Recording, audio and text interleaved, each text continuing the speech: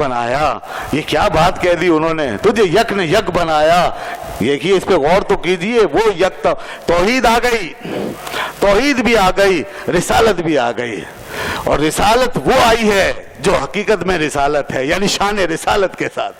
بھئی رسالت تو سبھی مانتے ہیں, محمد رسول اللہ تو سبھی مانتے ہیں, لیکن یہ بھی کیا ماننا ہوا, یہ بھی کیا ماننا ہوا کہ جناب محمد رسول اللہ پڑھنے کے بعد پھر ڈھونڈنے لگے بھئی وہ تو ہمارے جیسے ہی تھے.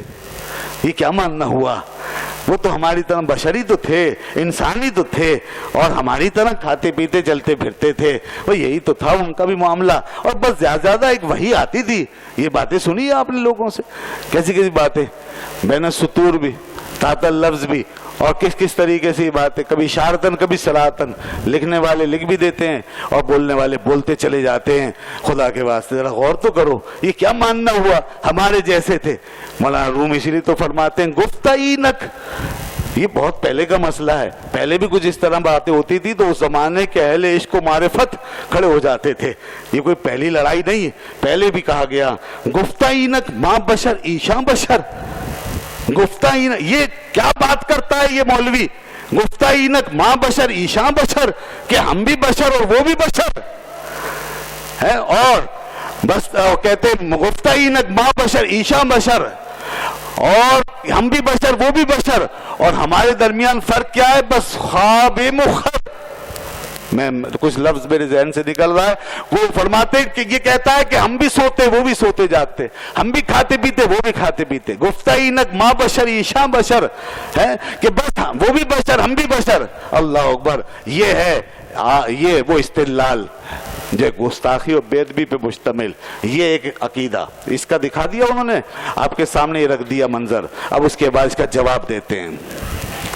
جواب سنیے, مولانا روم فرما رہے ہیں, کہتے ای خورت گردت پلیدی زی جدا, آ خورت گردت ہما نور خدا. کہتا ہے کہ یہ بھی بشر میں بھی بشر, انہوں نے بھی کھایا پیا میں بھی کھایا پیا, ہم ایک ہی تو ہوئے. فرمایا نادان, دیکھتا نہیں تو نے کھایا پیا تو پلیدی بن گیا, نجاست بن گیا, بدبو اور قباحت اور نجاست پیدا کی تو نے, اور وہ کھاتے پیتے ہیں تو نور خدا بنتا ہے, نور خدا بنتا ہے. دیکھو تو صحیح, ان کی پاکیزگی دیکھو, ان کی طہارت دیکھو, ان کا مقام دیکھو, ان کا مرتبہ دیکھو. کیسے کہتے ہو کہ وہ بھی بشر ہم بھی بشر. تو اس لیے امام احمد رضا نے دیکھیں نا پوری وضاحت کر دی, تجھے یک نے یک بنایا. وہ یک ہے خدا ہو کر, اور آپ بھی یک ہیں مصطفیٰ ہو کر.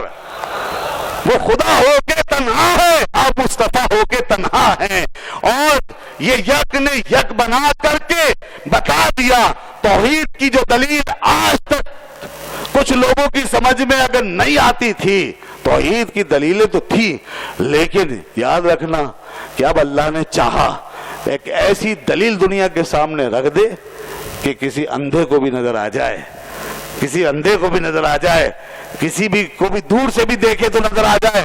اللہ نے چاہا اب توحید کی سب سے بڑی دلیل آ جائے, اب توحید کی بحث کو لپیٹ دیا جائے, اب مناظرے مجادلے ختم ہوں, اب ایک ایسی دلیل آئے کہ جس کے سامنے آنکھ کھلے تو اللہ کی وحدانیت نظر آئے, جس کا تصور ہو تو خدا کی وحدانیت سمجھ میں آئے. ایک ایسی دلیل اللہ نے اپنے محبوب کو پوری کائنات میں, ساری مخلوقات میں تنہا, یکتا, اکیلا, واحد بنا دیا, محمد نام رکھ دیا, اور ساری تعریفوں کو جمع کر دیا. جب ایسا بنا کے اللہ نے پیدا کر کے دنیا کے سامنے رکھا, آپ کی مثال کو, آپ کے ماڈل کو, آپ کے پیکر کو, تو پھر دنیا والوں سے پوچھا کہ بتاؤ ان جیسا کوئی دوسرا ہے؟ دنیا نے کہا منزہ عن شریک فی محاسنہ فجوہر الحسن فی غیر منقسم. امام بوصیری کہتے ہیں ایسا دوسرا کہاں سے لا سکتے ہیں؟ آپ کی شان تو یہ کہ آپ اپنے محاسن میں ہر شریک سے پاک پیدا کیے گئے. حضور اپنے شریک سے پاک, اللہ اپنے شریک سے پاک, حضور اپنے شریک سے پاک. منزہ فی محاسنہ عن شریکہ فی محاسنہ, اور فرماتے فجوہر الحسن فی غیر منقسم. آپ کے جوہر حسن کی شان یہ ہے کہ وہ تقسیم نہیں ہوتا, وہ آپ ہی کی ذات میں جمع ہوا اور مکمل ہوا ہے. آپ کے ساتھ نہ کوئی شریک ہو سکتا ہے نہ کوئی ساجی. تو جب اللہ نے فرمایا میرے بندو، جب میرے بندوں میں ایک بندہ کسی کو اپنے ساتھ شریک نہیں کرتا تو تمہارا جو خدا ہے اور رب العالمین ہے اور ان سارے جھوٹے خداؤں کے مقابلے میں وہ سچا خدا، وہ کیسے گوارا کر سکتا ہے کوئی اس کے ساتھ شریک ہو؟ جب ایک بندے کی مثل اور مثال نہیں ڈھونڈ سکتے تو اللہ رب العزت کی مثال کہاں سے لاؤ گے؟ یہ تو مخلوق ہے، جب یہ اپنے شریک سے پاک ہیں تو وہ خالق کیوں کر شریک والا ہو سکتا ہے؟ لہذا توحید کی سب سے بڑی دلیل اگر دنیا میں کوئی ہے تو ذات پاک محمد الرسول اللہ صلی اللہ علیہ وسلم ہے۔